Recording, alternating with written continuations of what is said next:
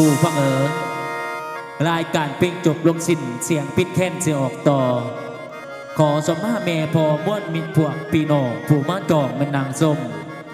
ทีมงานลูกหลานโดยนครล่ำเป็นร่วงดาวขอกราบกลุ่มบรรนุนอมเกษาขอย่อมือขึ้นเนื้อหัววิ่งวอนเอาสิ่งศักดิ์สิทธิ์ในสิบุกสันฝ่าชิมหาชันดินคุณแม่แก้วเทนานีผู้คำดินนำอยู่คุณผู้รักบ้านรักเมืองรวมทั้งคู่ไข่ออกคุณครูบาอาจารย์คุณพ่อคุณแม่ทิ้งจักชิดได้เดินทางที่นี่จงมาบรรดลบันดาลหักสมพักษาลูกหลานแสดงเรื่องผ่านพ้นไปด้วยเถิดสาธุพี่น้องเรื่องนี้เกิดขึ้นได้อยู่เมืองในใหญ่พ้นทองซะแล้วมีขอบพ่อเศรษฐีสมพงษ์บุหังมีดีใด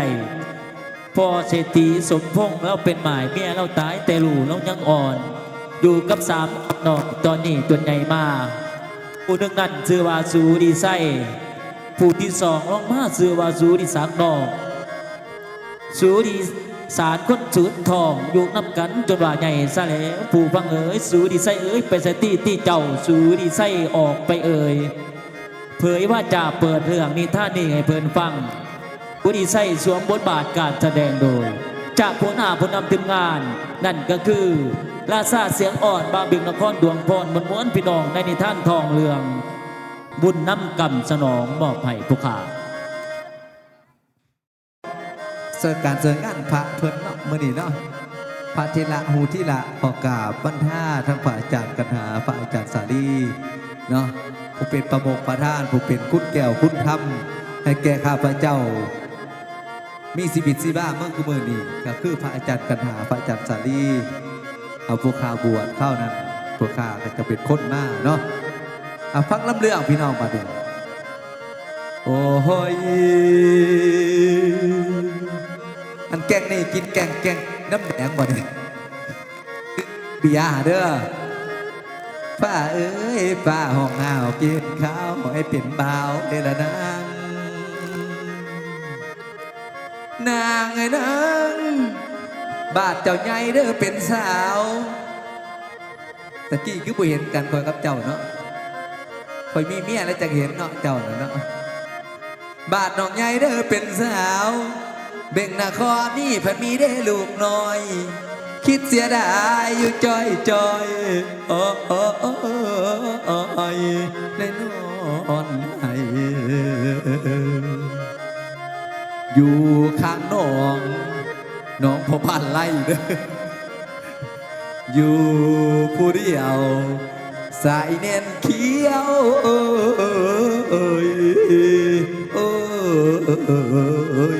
ลูกสาวไผ่สังงามลอน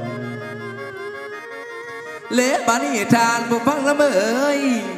สาธุเด้อเบกนาคอนขอกราบกบปนมนอบเรือเสียงสาธุเด้อสิบที่ของผู้ขาย่อกราบวันท่าคุณครูบาผู้เราสอนเบกนาคอนขอย่อไว้ย่อใส่หัวพระอาจารย์กันหาพระอาจารย์สาลีผู้เอาเบกนาคอนมานี่ขอย่อมือใส่เมื่อคิดไปหลายแข่งสิบุญแนวนี้ก็สักเป็นพาพ่อเอ๋ยยกใส่เก่าคุณพ่อเด้อทั้งสองบาปอย่าเก็บเป็นอย่าทำโอ้ยยกใส่หัวบ่มีแล้วแนวว่าเป็นคนน้อยเสียนทำน้ำตามพอคนนั้นหักคนนี้ก็หักเบกนาคอนยกใส่เก่าเฮียนเท่าทาบตุลียกใส่หัวเด้อเกตเก่าสิย่อเยือนย่อเท่าบ่ายแนวได้ดีได้งามอ๋อละสอนอ่อนแนวสิเฮียนละฟอนขั้นไม่นอนลำเกี่ยวแนวทางสิว่าต่อว่าตะสินนอนละพออ๋อละสอนบาดเกี่ยวแนวนี้ก็สร้างเป็นแม่เอ้ยแม่หนาวบ่เนี่ยตุ้มผ้าจะเป็นวัดบ่ได้ไปตึกป่านคอยได้มื้อนาแม่เอ้ยแม่โอ้ยสุภาษิตเด้อเริ่มต้นพศจนเข้ามาไกล2 ปีป้ายเลยมาศาสนาพาโคจร ผู้ได้งอเด้อติดเท้าหากินกะลำบากเนาะแม่เนาะเป็นน้ำปากและทองผ้าคนบุญอยู่บ่ไหวเลยเว้นตอนอายจูดนอนที่ผ้าเป็นเอื้อยงอเอ้ยเห็นแกอินคนเฮาได้แข่งขันประสันแต้มเอื้อยเอ้ยแนวแท้หมอลำเรื่องคือเบี่ยงซ้ายประแทงกิ้วเอื้อยคอยได้กับมาเบิ้งบุ้งตระกูลคอยมาเบิ้งบริสุทธิ์เอ้ยคอยเอ้ยเปียวไปคือเดินรุ่นไม่ยามลมต้องอย่าอ่อนกายสุภาษิตเด้อบายใบได้กินเต่าอย่าลืมป่า